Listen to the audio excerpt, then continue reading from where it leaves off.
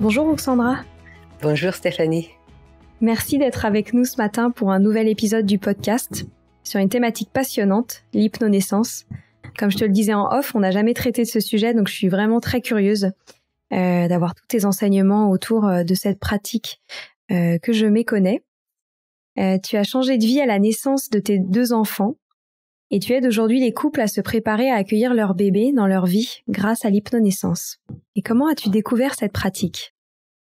Eh bien, tout simplement avec les naissances de mes enfants. C'est exactement comme tu l'as dit.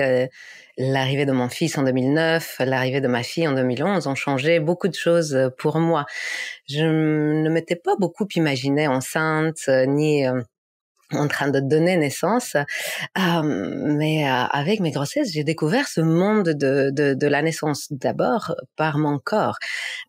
J'étais émerveillée à partir du moment où j'ai senti mon fils bouger à l'intérieur de moi. J'ai été saisie par un émerveillement qui, je pense, ne m'a jamais quittée depuis. Je trouvais ça fou que un être humain puisse grandir à l'intérieur de moi sans que je n'ait d'efforts conscients à faire. Bien sûr, nous avions eu une intention au départ avec Olivier, mon mari. Ces enfants-là ont été désiré et attendu.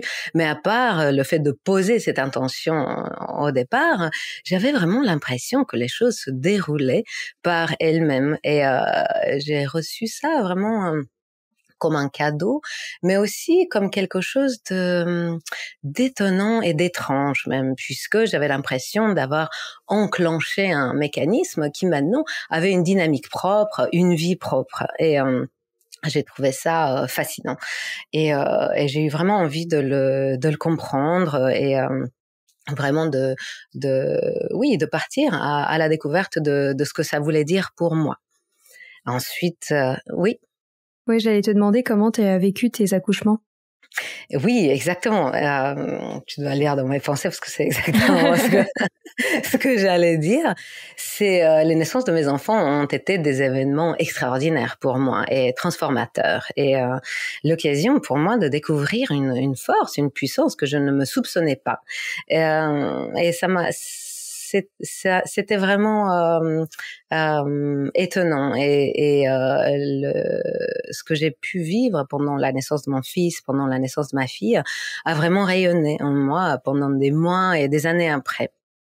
Donc, j'ai eu envie de comprendre ce que ça voulait dire pour moi et en explorant, d'ailleurs c'est marrant parce que quand j'étais enceinte de mon fils, je faisais un programme de master et je pense que pendant cette période-là, j'ai passé peut-être 30% de mon temps à étudier pour les cours de mon master et 70% de mon temps à lire des livres de grossesse, de naissance, de postpartum, tout ce que je pouvais trouver. Et c'est drôle parce que j'ai un diplôme en management public international, mais j'ai passé 2 fois, 3 fois plus de temps à apprendre tout ce que je pouvais au sujet de la grossesse et de la naissance.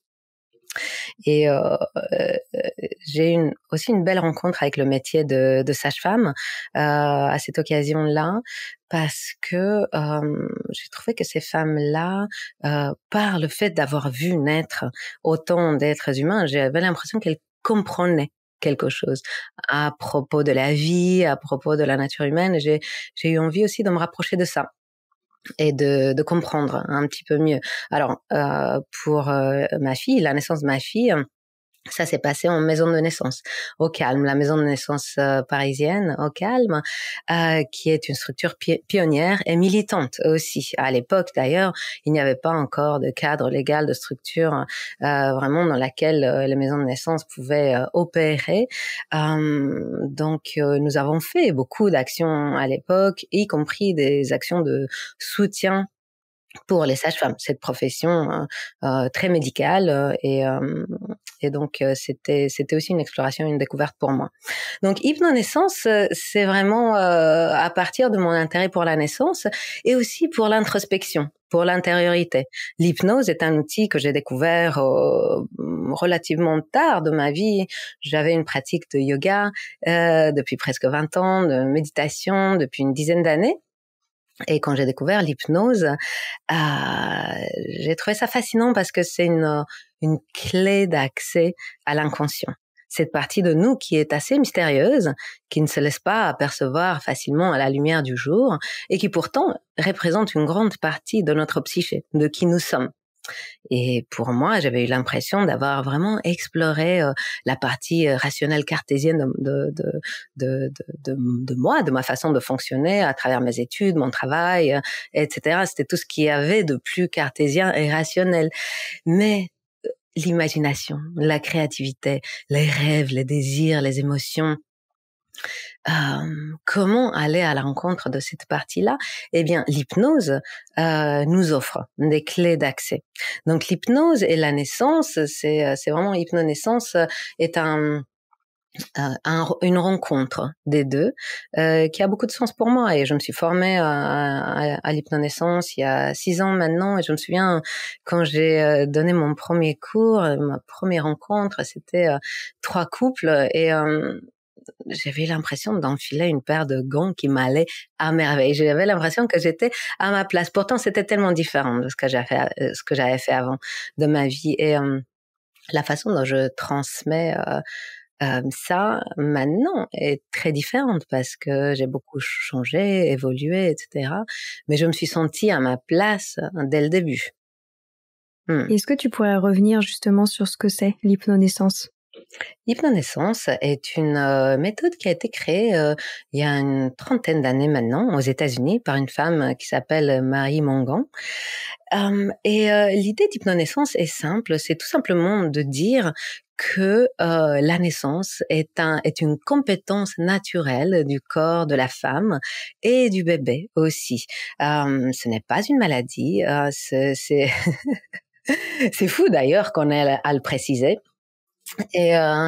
Hypnonaissance est une méthode pour justement aller un peu plus à la rencontre de soi en tant que femme qui est capable de donner naissance, en tant que homme qui est capable d'entourer avec beaucoup d'amour et d'affection la naissance de son enfant, d'entourer sa compagne.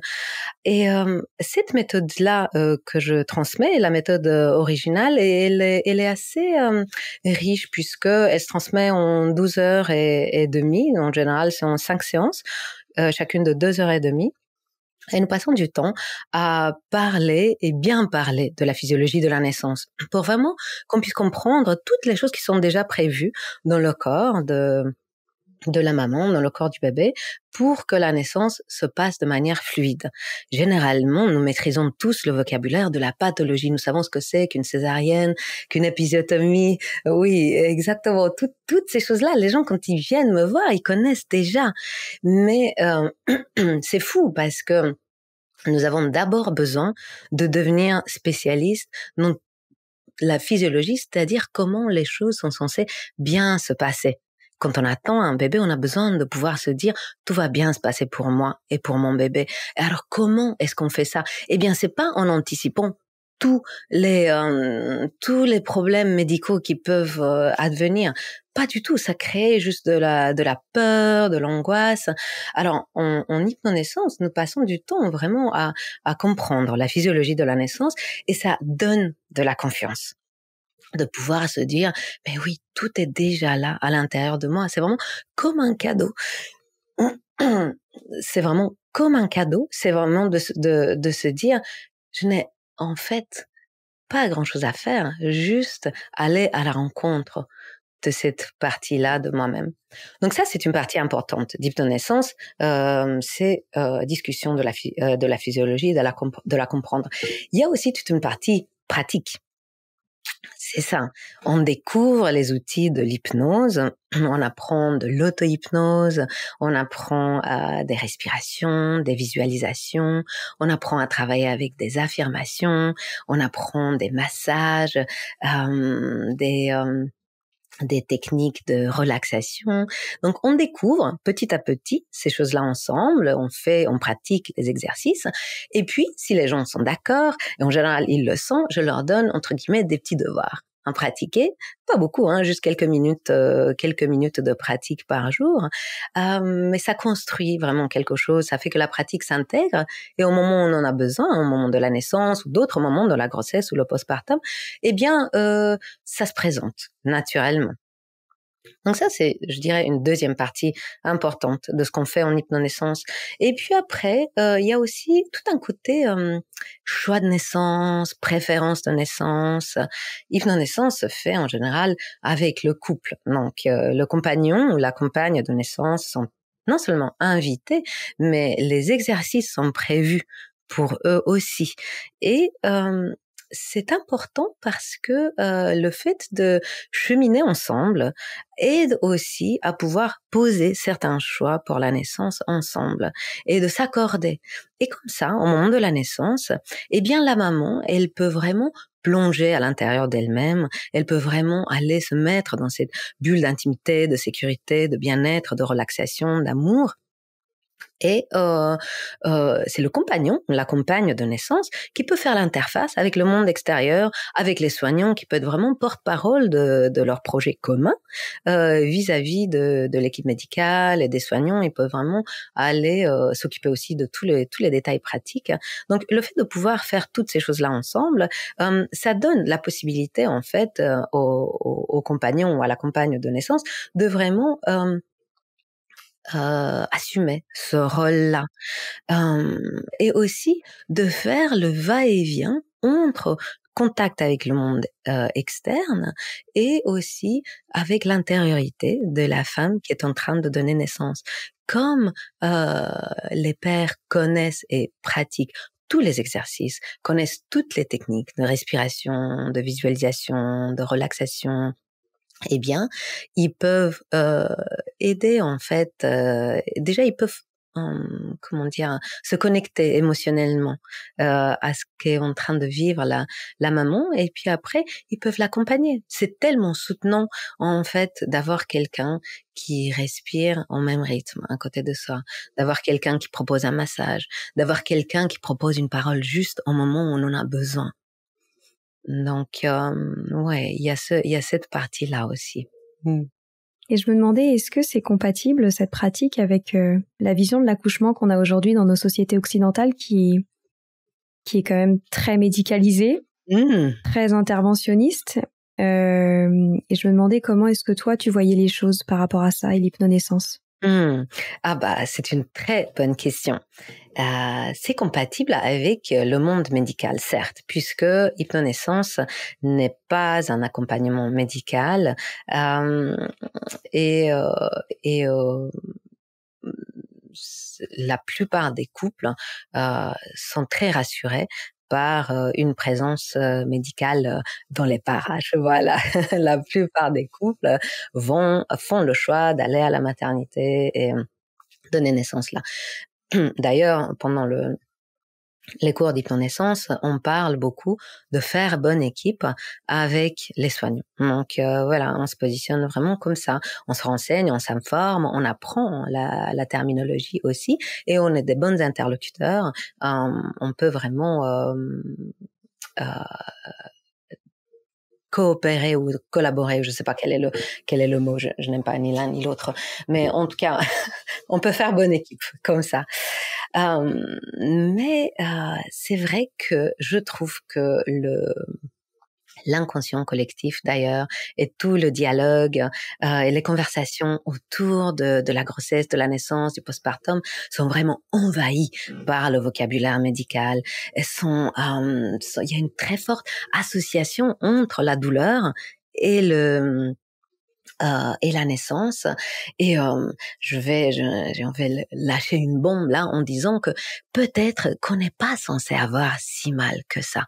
Peut-être que c'est pas censé être si douloureux que ça. Peut-être que c'est pas censé demander tant d'efforts comme ça. Bien sûr, il y a des femmes qui vivent ça dans la douleur, il y a bien sûr, il y a des difficultés, mais mon propos est vraiment d'élargir, mais beaucoup, beaucoup le champ de possibilités et de dire que c'est aussi possible de vivre ça dans la joie.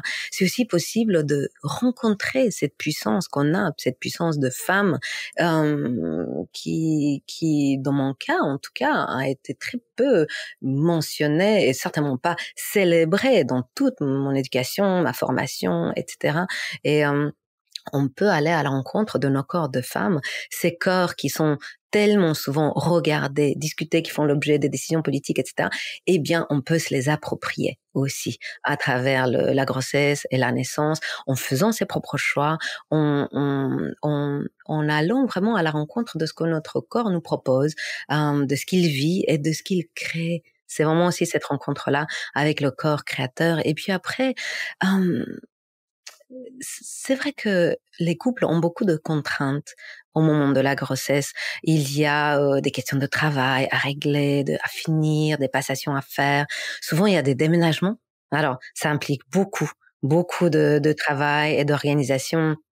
Et bien sûr, il y a le suivi médical à mettre en place, mais il y a aussi une fenêtre ouverte maintenant vers une partie importante de nous-mêmes qui veut se présenter à nous. Notre inconscient, en fait, se présente à nous d'une façon vraiment nouvelle. Il y a des rêves parfois qui surgissent, il y a des femmes qui rêvent, il y a des hommes, des pères qui rêvent. Je pense notamment à ce père qui est artiste et qui est travaille beaucoup avec les plantes, avec les jardins, et il avait fait une installation justement avec ces arbres qui pour les Celtes étaient sacrés, et pour qu'ils puissent garder leurs propriétés magiques, il ne fallait surtout pas qu'ils touchent par terre. Alors lui, dans son installation, il avait installé comme ça des draps blancs sous chaque arbre, et c'était vraiment très beau. Et dans son rêve, et donc sa compagne était tombée, elle avait trébuché et elle était tombée. Bon, tout s'était bien passé, mais bien sûr que ça leur avait fait peur un petit peu. Et donc lui, il rêvait la nuit qu'elle tombait et qu'il l'attrapait avec des plantes. Voilà, il utilisait des plantes pour qu'elle ne touche pas par terre, qu'elle puisse. Et c'est tellement beau et c'est tellement poétique, et ça renvoie tellement à cette dimension sacrée et magique, et qui a tellement de sens de la naissance et de l'arrivée d'un enfant dans le monde. Et puis évidemment, c'est fou de penser que on est deux et maintenant on sera trois, qu'on est deux, on a créé un être humain, qu'on est un corps qui est en train de devenir deux. On est vraiment renvoyé à toutes ces questions-là d'unité, de multiplicité, d'être ensemble et de séparation. Et donc les gens rêvent. Il y a des souvenirs d'enfance, il y a un repositionnement par rapport à sa lignée féminine en tant que femme. Qu'est-ce que j'ai reçu de ma mère, de ma grand-mère, de toutes les femmes de ma famille avant. Euh, Toutes ces questions-là, en fait, qui vivent et qui se posent et se reposent juste en dessous de la surface. Alors, ce que nous faisons aussi pendant nos séances, c'est on se donne le temps de descendre un petit peu en dessous de la surface des choses, on se donne le temps d'aller à la rencontre de soi-même, et puis aussi de passer des moments avec les bébés. Eux, ils sont très présents pendant ces séances-là. Je les vois d'ailleurs bouger, je les vois. Ils ont l'attention de maman, l'attention de papa, ils sont enveloppés comme ça par leur amour. Eh bien, les bébés sont présents à ces moments-là. Ils savent déjà profiter de ce que la vie leur apporte de bon. Et ça, c'est émouvant à voir. Et tu as parlé tout à l'heure de douleur. Et j'aimerais bien que tu reviennes sur le principe de la peur et comment est-ce que la peur affecte le travail lors de l'accouchement. Ah, et tu as vraiment raison, hein, Stéphanie, de lier les deux, la peur et la douleur, puisque il y a un lien. Je vais peut-être expliquer un petit peu le rôle de certains hormones de la naissance rapidement. Mais je pense que c'est intéressant de comprendre ces choses-là. Le mouvement des muscles de l'utérus qui aide le bébé à naître est donné par une hormone qui s'appelle l'ocytocine. L'ocytocine est une hormone produite par les femmes comme par les hommes au quotidien lorsque nous ressentons un élan d'amour pour quelqu'un, un élan d'affection par exemple pour un ami qu'on n'a pas vu depuis longtemps et je fais une parenthèse là, je me rends compte que je suis assez bavarde, mais je compte sur toi pour me, me dire. Ah non, c'est parfait. Ouais, c'est ça. Et donc, cette cytocine-là, elle est très importante elle va arriver dans des quantités immenses pendant l'accouchement, pendant le travail et la naissance. Et cette ocytocine-là, en absence de la peur, eh bien, elle est accompagnée par une autre hormone qui sont les endorphines. Les endorphines, qui sont des hormones euphorisantes et qui ont aussi des propriétés analgésiques. C'est-à-dire que on a envie d'avoir des endorphines pendant la naissance. Et ces hormones-là, eh bien, l'ocytocine, elle va se présenter de toute façon au moment de la naissance, mais elles sont facilitées en fait par un état d'esprit calme, tranquille, détendu. Qu'est-ce qui se passe lorsqu'on a peur? Eh bien, on a tendance à se contracter. On introduit de la tension dans le système. Et d'ailleurs, la peur aussi fait que c'est presque une prophétie autoréalisante, puisque on se dit oh là là, je vais avoir mal, je vais avoir mal. Eh ben, peut-être que effectivement, on introduit quand même de la souffrance comme ça. Alors, on ne promet pas de douleur en hypnonaissance, mais on pourrait être étonné de voir ce qui se passe dans l'absence de la peur. Et moi, en fait, j'ai témoigné de ça tant de fois. Des femmes qui disent, tu sais, je ne peux pas dire que j'ai eu mal. Tu sais, je n'ai pas eu si mal que ça. Tu sais, c'est pas la douleur qui s'est présentée en premier. Ou même, je n'ai pas vraiment eu mal. Cette maman, je me souviens qu'elle avait étonné les sages-femmes à la maternité. Elle était tranquille comme une reine dans sa baignoire, en train de faire des relaxations et vraiment, elle était très, très détendue. Et puis, non, la douleur ne se présentait pas pour elle, en fait. Et puis, la sage-femme, elle était venue, et elle a dit, non, mais comment ça, vous n'avez pas mal? Mais regardez, elle avait le monitoring, et au monitoring, on voit, en fait, l'intensité de la contraction qu'on appelle des vagues. En hypnonaissance, on fait très attention au langage, donc on préfère dire des vagues. Donc, on voyait l'intensité de la vague, et la sage-femme me disait, mais c'est pas possible, regardez, vous êtes en pleine contraction là, et ben, cette maman-là, elle a réussi même à mentalement laisser glisser ces paroles-là qui en fait lui donnaient des suggestions de douleur. Et vivre en fait son travail à sa façon. Et bien ça, c'est une réalité. Mais elle m'avait dit par la suite que même parmi son entourage, ses amis, on ne la croyait pas forcément. Non, t'as oublié, non, c'était pas comme ça, non, tu veux nous encourager. Donc c'est fou parce qu'en fait, même quand il y a des belles histoires comme ça, on a tendance à ne pas les croire tellement on a cette association forte.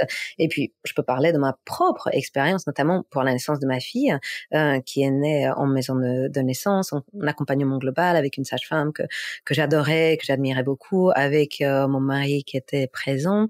Eh bien, quand les vagues arrivaient, je les sentais venir comme ça, une sorte d'intensité dans mon corps. Et quand la vague était à son maximum, c'est pas la douleur qui se présentait, j'avais l'impression qu'il y avait de la pure vie qui traversait mon corps. Donc c'est pas que je ne sentais rien, c'est que je sentais beaucoup. Et c'est juste que mon cerveau ne traduisait pas ça par de la douleur. Et je n'avais pas planifié cette chose-là comme ça. À l'avance, ça s'est juste présenté comme ça. Et vraiment grâce au fait que j'étais bien, que je n'avais pas peur et que j'allais vraiment en accueillant, en embrassant pleinement cette expérience-là. Donc j'ai envie de dire que ça peut aussi se passer comme ça. Est-ce que tu vois un lien entre hypnonaissance et le fait, par exemple, de refuser la péridurale? De refuser la péridurale, c'est-à-dire de ne pas souhaiter la péridurale? Oui, parce que hypnonaissance donne confiance. Donc oui, on peut se dire. D'ailleurs, c'est intéressant parce que lorsque les couples viennent me voir, ce choix-là est déjà posé dès le départ. Je ne veux pas la péridurale, ou bien je suis agnostique là-dessus et voilà. Euh, Hypnonaissance donne des techniques, vraiment beaucoup de techniques. Elle donne une certaine pratique, elle donne de la confiance, elle fait en sorte que le compagnon ou la compagne de naissance deviennent de précieux alliés. Personnellement, je n'ai pas, et dans l'accompagnement que je propose, je n'ai pas de préférence pour ce couple-là. C'est-à-dire que leurs choix leur appartiennent, et mon positionnement, c'est vraiment être à leur côté, et les accompagner dans leur choix à eux. D'ailleurs, je me garde bien de donner des conseils, sauf s'il y a des questions spécifiques. Voilà, ou si on discute, qu'on parle de quelque chose de spécifique, et parfois ça m'arrive de me dire, ok, peut-être que je vais proposer certaines informations, et ça leur donnera la possibilité à eux peut-être de faire un choix un peu plus large, ou en tout cas d'y voir un peu plus clair. Mais je ne vais jamais suggérer à un couple qu'il devrait ou ne devrait pas prendre la péridurale. Est-ce que ça répond à ta question? Ouais, très clair. Et quand est-ce que tu conseilles de démarrer l'hypnonaissance? Ah oui, eh bien, c'est quand on peut démarrer assez rapidement, hein. Dans la grossesse, en fait, c'est dès qu'on sait qu'on a envie, de cet accompagnement-là, parce que, et c'est chouette d'ailleurs de commencer relativement tôt, parce que là, on peut vraiment poser les bases, et on peut commencer à pratiquer. On apprend les premiers exercices, et, euh, et ça donne plus de temps. C'est aussi possible de commencer plus tard. J'ai des couples qui viennent vraiment au dernier mois de grossesse, et à ce moment-là, en fonction du temps que nous avons, eh bien, nous sommes efficaces avec ce que nous faisons. Donc, et aussi évidemment, en fonction de leur choix, de ce qu'ils souhaitent. Ma première question, en tout cas, une de mes questions pendant notre première séance, est toujours de dire, ok, qu'est-ce que vous souhaitez pour vous? Comment est-ce que vous voulez vivre la grossesse, la naissance de votre bébé, le postpartum? Et j'écoute avec attention, parce que il y a une large variété de réponses en réalité.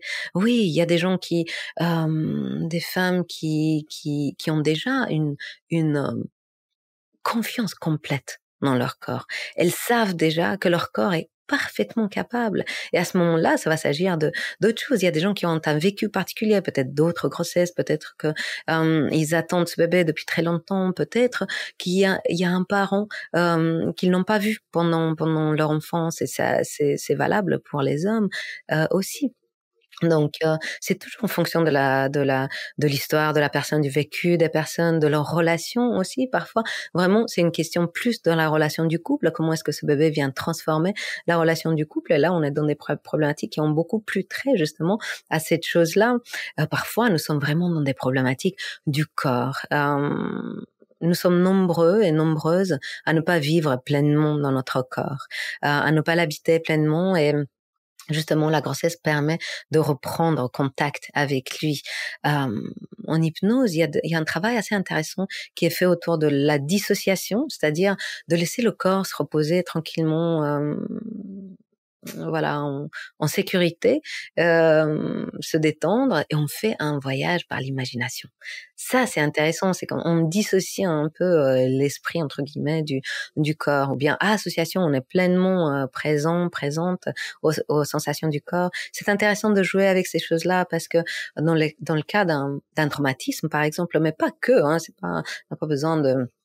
On a l'habitude de voir le traumatisme comme quelque chose de, je sais pas, de très tragique, même des plus petits traumatismes, ou des choses un peu plus banales peuvent conduire à ce qu'on se dissocie temporairement ou partiellement de notre corps, c'est-à-dire aussi de nous-mêmes. Et comment prendre conscience de ça?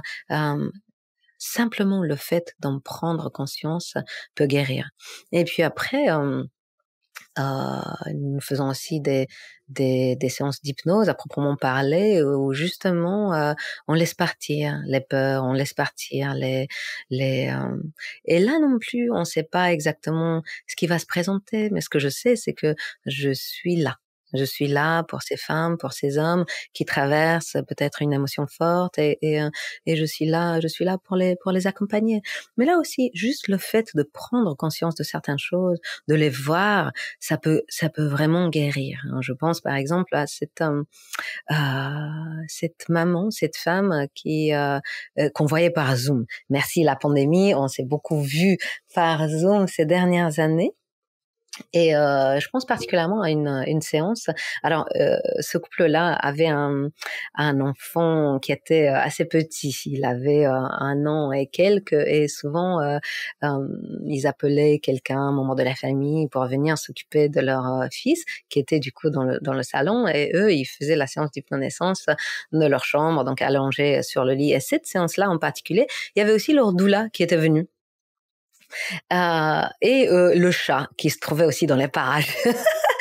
Souvent les animaux de compagnie, c'est rigolo d'ailleurs, sont assez présents aussi. Et donc il y avait tout ce petit monde allongé sur le lit, avec évidemment le bébé à l'intérieur du ventre. C'est toujours très important. Ce sont des présences très importantes. Et donc cette maman était bien entourée, bien encadrée. À droite, il y avait son compagnon, à gauche, il y avait sa doula. Elle était et donc ils ont vraiment pris le temps d'aller tous les trois dans la détente, dans la relaxation, et je leur parlais comme ça. Je voyais le chat se balader et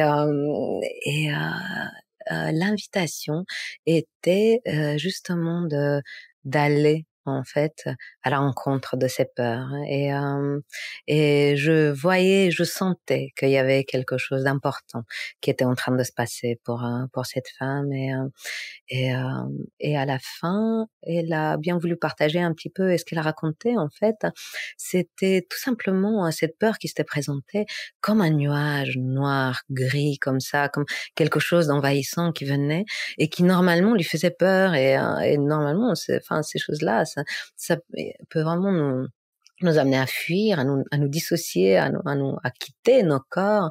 Eh bien, cette fois-ci, elle avait eu la confiance, elle avait eu la force, elle était bien entourée, elle sentait le soutien, l'amour de ses proches, et elle est restée.